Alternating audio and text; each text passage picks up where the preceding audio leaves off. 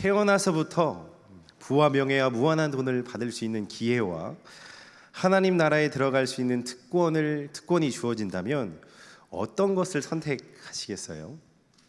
이 세상에서 영생복락을 누릴 수 있는, 정말 잘 살 수 있는 그런 특권, 그리고 하나님 나라에 들어갈 수 있는 특권이 태어날 때 선택해서 주어질 수 있다면 우리는 무엇을 고를까요? 물론 말도 안 되는 이야기입니다. 근데 살짝 흔들렸을 수도 있을 것 같아요. 부와 명예와 돈도 다 준다고? 무한으로 쓸 수 있다고? 그럼 살짝 흔들리지 않을까요? 근데 우리는 정답을 잘 알고 있죠. 바로 하나님 나라에 들어가는 것이 우리의 삶에는 제일 중요하기 때문입니다. 야곱이라는 인물을 잘 알고 계시죠? 그 야곱이라는 인물의 특징을 살펴보면은 그는 다 쥐어서 움켜서 쥐어서 내가 쟁취하려고 했어요. 남 것을 뺏기도 하고 거짓으로 속여서 자기가 복을 받으려고 힘쓰기도 하고 성공을 위해, 최고를 위해, 최선을 위해서 가진 수단 방법을 다 가리지 않고 살아온 인물이 바로 야곱입니다. 그런데 그의 인생의 마지막 호흡을 보면은 완전히 다른 것을 볼 수가 있어요. 야곱이 숨을 거두기 몇 분 전에 하는 말들이 무엇인 줄 아시나요? 우리 새벽 예배 때 잠깐 짧게 나누었지만 야곱은 다른 것을 전혀 구하지 않습니다. 그의 입술에서 다른 말이 단 하나도 나오지 않고 무엇에 초점이 맞춰 있느냐? 약속의 땅 가나안, 그 막벨라 굴에 나를 묻어달라, 이게 그가 원하는 마지막 소원이었고 그가 간절히 원하는 단 하나의 입술의 고백이었습니다. 야곱은 거짓말장이었고 속이는 자였고 수많은 인생을 질곡 가운데 살아갔죠. 근데 마지막 호흡에서는 아무 얘기하지 않아요. 아무 말도 하지 않아요. 다른 게 아니라 약속의 땅, 하나님이 약속하신 언약이 성취되어질 그 땅에 나를 묻어줘 명령하고 숨을 거두는 것을 보게 됩니다. 그게 야곱의 마지막 유언이었습니다. 인생의 많은 것을 목표로 하였지만 그의 마지막 고백은 바로 약속의 땅이었습니다. 우리 인생에도 수많은 목표가 있을 수 있습니다. 목적이 있을 수 있죠. 그 이루는 거 정말 중요합니다. 그러나 결국에 우리의 최종 목적지는 어딘지 아시나요? 하나님의 나라인 줄 믿으시기를 바랍니다. 우리 인생의 여정에 많은 것을 목표로 하고 목적으로 하고 바라면서 쟁취하고 이루어갈 수 있어요.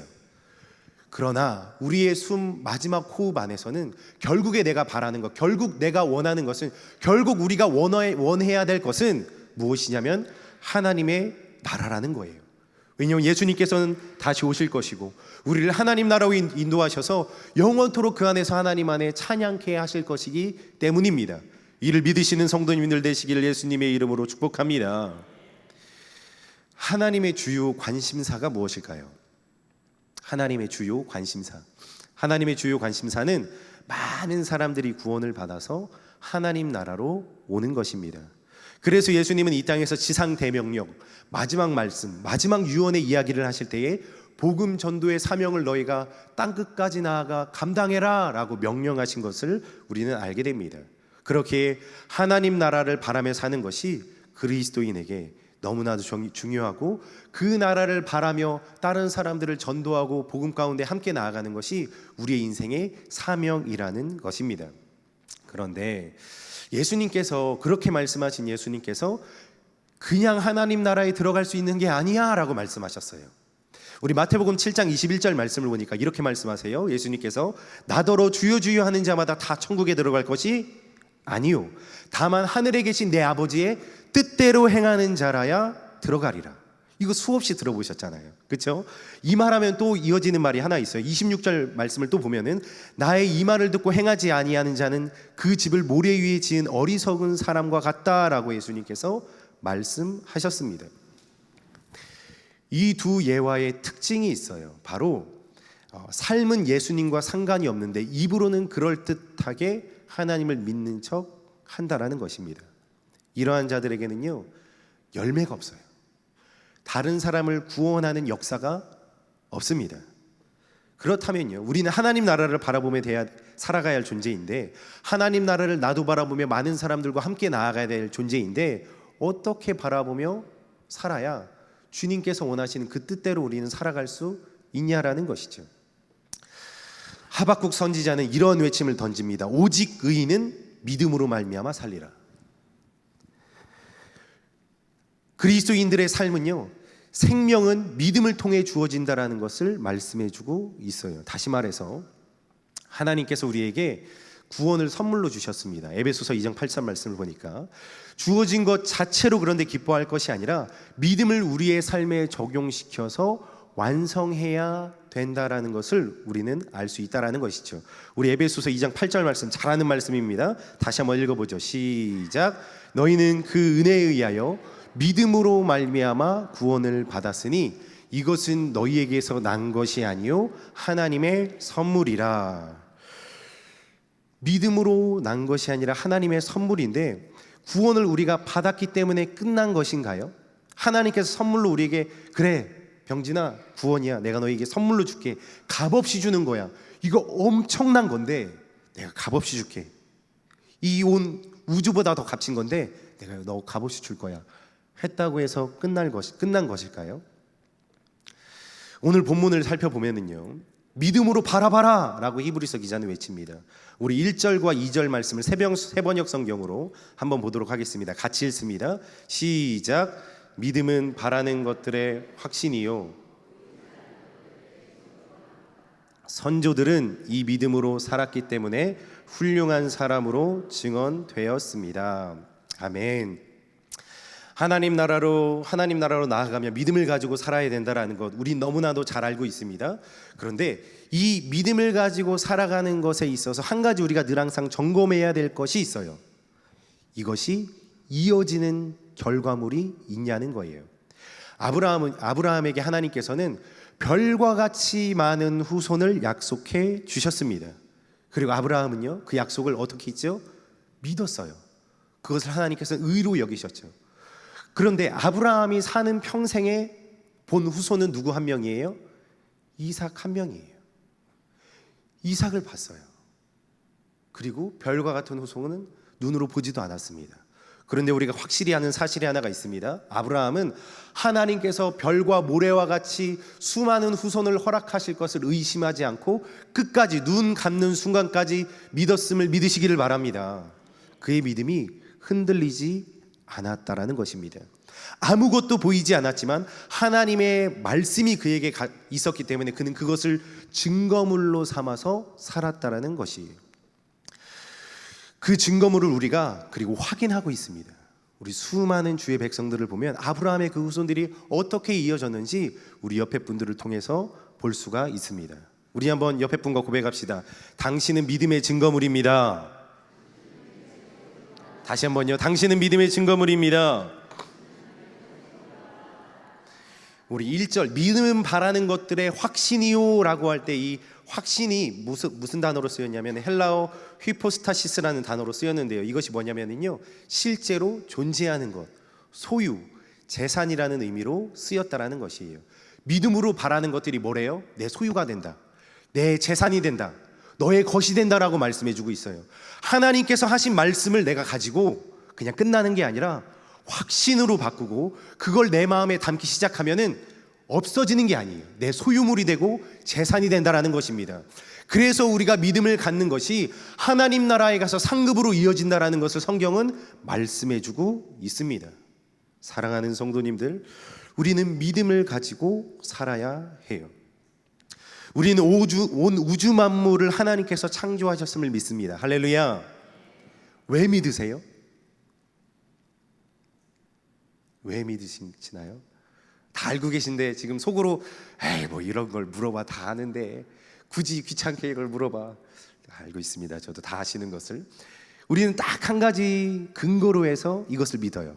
뭐냐면은 과학적인 것도 아니고 누가 밝혔기 때문도 아니고 누가 지구의 뭐 우주의 뭐 연수가 몇 억 년 됐다 이걸 믿는 게 아니라 하나님께서 말씀하셨기 때문에, 하나님께서 말씀하신 그 자체 때문에 우리는 온 우주가 하나님으로부터 창조되었는 줄 믿습니다. 할렐루야. 창세기 1장 1절에서 3절 태초에 하나님이 천지를 창조하시니라. 땅이 공허하고 흑암이 깊음 위에 있고 하나님의 영은 수면 위에 운행하신다라고 말씀하세요. 그러면서 하시는 말씀이 있죠. 우리 3절 말씀을 같이 한번 읽겠습니다. 시작. 아멘. 세상에서는요, 그게 잘못됐다라는 것이 아니라 세상에서는 다양한 이유와 근거를 통해서 이렇게 창조되었다라는 것을 믿습니다. 그런데 그리스도인들은요, 그것은 그냥 기타 정보일 뿐이에요. 뭐 그게 맞건 안 맞건 우리에겐 중요한 게 아닙니다. 하나님께서 이렇게 말씀하셨기 때문에 온 우주 만물은 주님께로부터 창조되었는 줄 우리는 믿는 줄 믿습니다. 우리의 믿음의 근거가 말씀입니다. 하나님께서 말씀해 놓으신 수놓으신 이 성경에 있는 이 말씀들이 우리의 심령에 들어올 때에 믿음으로 역사되어지고 열매를 맺게 된다라는 것입니다. 수많은 믿음의 선조들을 보니까요, 하나님의 약속의 말씀을 다 받았어요. 그런데 그 약속의 말씀을 받고 이루어진 것이 많이 없습니다. 근데 그 후손에, 그 당대에는 이루어진 것이 없지만 그 후손에는 다 이루어졌고, 그 믿음의 선조들은 그것을 다 믿음으로 확신했습니다. 보이지 않았어도 그들은 소유하고 있었다라는 것이죠. 그리고 하나님의 약속은 모두 성취되는 것을 우리 또한 볼 수 있고 확인하였고 알 수 있다라는 것이죠. 2절 말씀을 다시 한번 보면은요, 믿음으로 모든 세계가 하나님의 말씀으로 지어진 줄을 우리가 아나니 보이는 것은 나타난 것으로 말미암아 된 것이 아니니라 라고 말씀해 줍니다. 우리의 믿음의 근거가 나타난 것이 아니라 하나님의 말씀이다라는 것을 알 수 있는 성경 말씀입니다. 우리는 말씀을 믿고 살아갑니다. 말씀을 믿고 살아간다라는 두 문장에는, 이 문장은 두 문장으로 나눌 수 있어요. 첫 번째는 내가 말씀을 믿는다. 두 번째는 이 말씀을 믿는 상태에서 말씀을 살아간다. 두 가지입니다. 말씀을 믿는 것, 이 말씀을 살아가는 것. 예수님의 동생 야고보는요, 이런 야고보서 2장 22절에서 이런 이야기를 해요. 내가 보거니와 믿음이 그의 행함과 함께 일하고 행함으로 믿음이 온전하게 되었느니라 라고 말씀해주고 있어요. 하나님의 말씀을 취해서 믿어서 이 말씀을 행함으로 온전하게 된다라는 말씀이죠. 하박국 말씀을 볼까요? 2장 4절 말씀을 보니까 보라 그의 마음은 교만하여 그 속에 정직하지 못하나 의인은 그의 믿음으로 말미암아 살리라 라고 말씀해주고 있습니다. 성경은 우리에게 믿음과 행함을 동시에 이야기해주고 있습니다. 우리의 생각에 하나님의 구원이 선물로 주어졌으니 믿기만 하면 되지 라고 생각할 수 있지만 성경은 그렇지 않다라는 것이죠. 예수님께서는 한 단어로 짤막한 구절을 하나 주셨는데 이런 이야기입니다. 어떤 농부가 있었어요. 어떤 농부가 다른 사람의 밭을 빌려서 밭을 이렇게 탁탁 갈고 있었습니다. 그런데 그 밭을 갈다 보니까 뭐가 탱 하고 걸려요. 탱 하고 걸려서 보니까 뭐지, 이 돌을 캐내야지 내가 밭을 종자를 뿌리고 할 텐데 해서 파내고 보니까 뭐예요? 보화예요. 보물이 거기 묻혀 있는 거예요. 그래서 이 농부가 땡 잡았다고 이걸 캐서 그냥 나가나요? 그렇지 않죠. 이 밭의 주인이 지금 누구예요? 주인이 따로 있기 때문에 이것을 다시 묻어두고 집에 가서 자기의 소유를 다 팔아서 밭을 어떻게 해요? 사버려요. 그리고 이 밭의 주인과 더불어 보물의 주인이 됩니다. 자, 이 예화에서 우리가 하나 발견해야 될 것이 있는데, 농부가 이것을 발견을 했어요. 그런데 이거 진짜 너무 좋은 밭이다, 이거 보아 여기 있었구나 하고 집에 가서 그거 너무 좋아, 그거 진짜 반짝반짝 빛나고 그거 하나만 이에 깨물어봐도 내가 정말 소원이었고 너무 좋다 이러고만 있으면은 이 보아와 이 농부는 상관이 있는 거예요, 없는 거예요? 상관이 전혀 없습니다. 모든 소유를 파는 행위와 결단과 함께 그 대가를 지불해서 이것을 내가 가지지 않으면, 계약으로 가져 있지 않으면 이 보물은 누가 발견했다 하더라도 이 보물의 소유의 주인은 주인이에요. 우리는 이 보물, 구원의 보물을 발견하는 자에서 그치는 것이 아니라 모든 것을 팔아서 주님께 나아가 할렐루야, 하나님 감사합니다, 주님 이렇게 존귀한 것을 나에게 주셨군요, 내 모든 것보다 이것은 값어치가 비교할 수 없습니다 라고 고백하는 우리 성도님들이 되셔야 되는 줄 믿습니다. 이것을 우리는 믿음의 고백이라고 말합니다. 이것을 우리는 믿음의 고백이라고 말을 해요. 행위로 끝나는 것이 아니라 믿음으로 고백되어지고 삶으로 이어지는 것이 그리스도인의 삶이라는 것입니다. 이것을 한 단어로 얘기하면은 따라해 주시겠습니까? 삶의 예배. 삶의 예배. 다시 한번요. 삶의 예배. 삶의 예배의 자리로 나아가야 합니다. 밭에 보물이 있다는 사실을 알고만 있는 자들, 밭에 있는 보물을 소유하기 위해 밭을 사는 자들, 확연한 차이점은 무엇입니까? 완전히 다른 상태에 있다라는 거예요. 그 보물을 대하는. 오늘 본문은요, 밭을 산 자들, 믿음을 삶으로 행한 자들을 소개합니다. 믿음으로 삶의 자리로 나아간 자들을 소개하는 것이죠. 우리 4절과 5절의 말씀을 같이 한번 읽어보도록 하겠습니다. 4절과 5절입니다. 시작. 믿음으로 아벨은 가인보다 더 나은 제사를 하나님이 그 예물에 대하여 증언하심이라. 그가 죽었으나 그 믿음으로써 지금도 말하느니라. 믿음으로 에녹은 죽음을 보지 않고 옮겨졌으니 하나님이 그를 옮기심으로 다시 보이지 아니하였느니라. 그는 옮겨지기 전에 하나님을 기쁘시게 하는 자라 하는 증거를 받았느니라. 아멘. 그들은 그냥 하나님을 향한 마음에서 끝난 것, 하나님을 믿는 것에서 끝나는 것이 아니라 어떠한 행동으로 분명하게 이어진 것을 우리 말씀은 알려주고 있습니다. 사랑하는 성도님들, 우리의 삶도요, 믿음의 자리에서 그 믿음을 가진 행동의 자리로 변화되어야 합니다. 이미 많은 분들이 아시듯이 저희 가정에도 작년 말부터 큰 사건이 많이 있었습니다. 정말 우리 성도님들이 기도해 주시고 마음 써 주셔서 제가 이렇게 믿음으로 살 수 있는 거예요. 정말입니다. 감사합니다. 처음에는 저도 많이 당혹스러웠어요. 아내가 이렇게 쓰러지고 나서 기억을 못해요. 저도 기억을 못하고 아내 그 병원 갔다 와서 안에 들어가 쉬어 하니까 쉬는 게 뭐냐고 물어봐요. 그리고 우유 좀 타줘. 그러니까 우유가 뭐냐고 물어봐요. 인지조차 완전히 없는 거예요. 기억도 없고. 그래서 본인은 굉장히 혼란스러워하고 얘기해 주는 걸 하루에 한 10번도 더 해주고 20번도 더 해주고 나는 남편이야. 우리 언제 만났어? 그 교회에서 만났어. 설명을 해주면 조금 있다가 또 다 까먹어요. 이게 정말 충격적인 일이었습니다. 저한테. 지금은 이제 이 일들이 잘 매듭되어졌기 때문에 제가 이렇게 웃으면서 얘기하지만 그때는 이게 무슨 일인가. 여기서 찬양을 딱 쓰는데 아내가 싹 들어오는데 그 몇 주 만에 이렇게 들어오는데 눈물을 참기가 힘들더라고요. 너무 안타까우고 너무 아내가 딱한 거예요.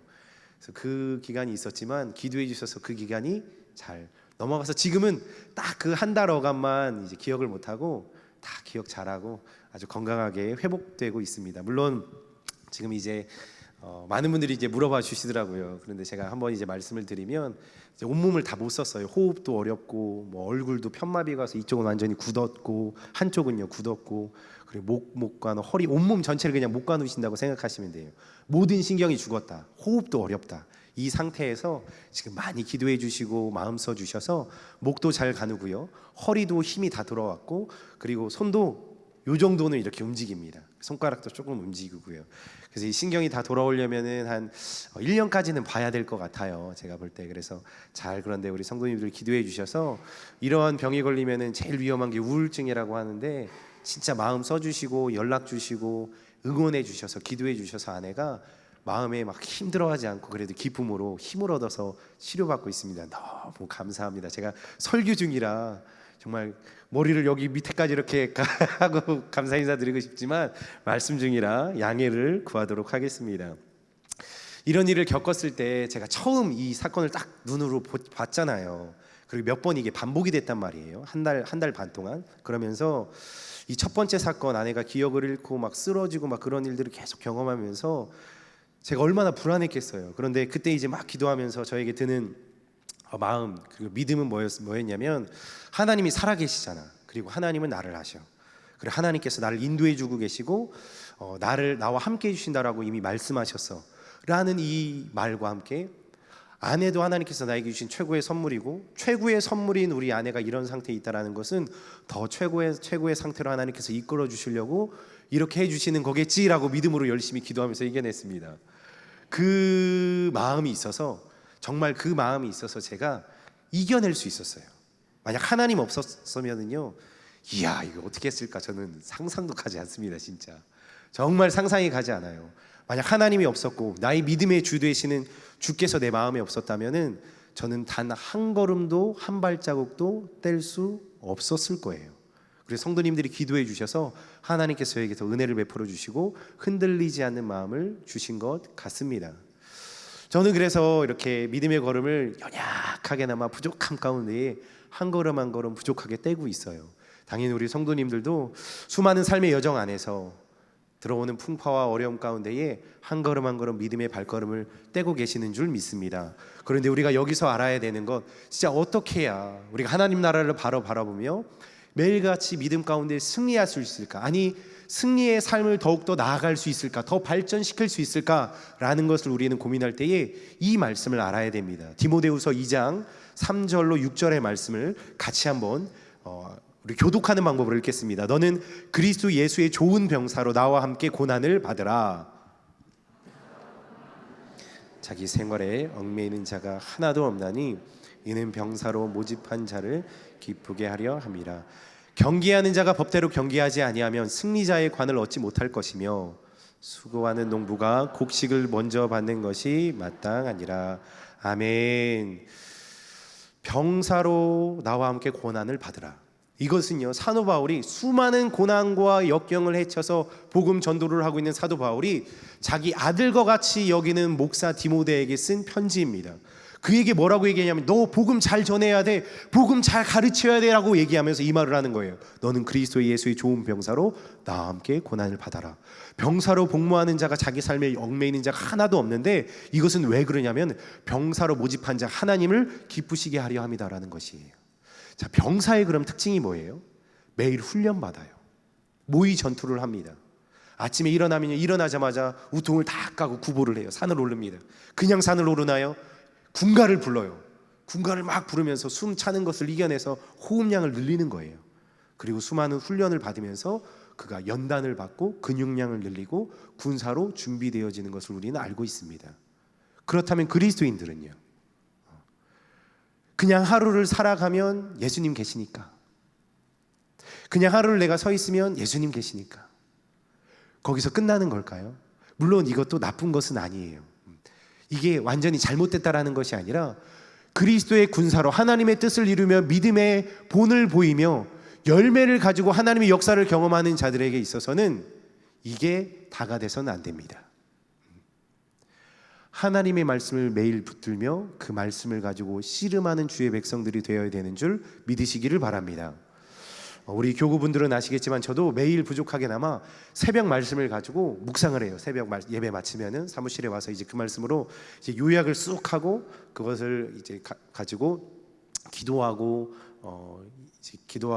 작정하고 적용하고 이러면서 쭉 그 말씀을 제 안에 새겨요. 그래서 오늘은 이 말씀 가지고 오늘은 한번 7번 하나님께 뭐 감사를 드려야겠다, 뭐 오늘은 뭐 이렇게 해야겠다, 오늘은 나를 돌아봐야겠다, 이런 말씀으로 계속 새벽 말씀 가지고 연습을 합니다. 무슨 연습일까요? 믿음으로 살아가는 연습이에요. 왜냐하면 저는 많이 부족하거든요. 그래서 하나님께서 저에게 고등학교 때부터 말씀 묵상을 할 수 있도록 이렇게 많이 그 환경 가운데 많이 이렇게 해주시고 도와주셔서 지금 조금이나마 흉내를 내고 있는 삶을 살아가고 있습니다. 하나님을 기쁘시게 해드리는 것, 그것은 고난과 어떤 상황이 있을까? 어떤 상관이 있을까?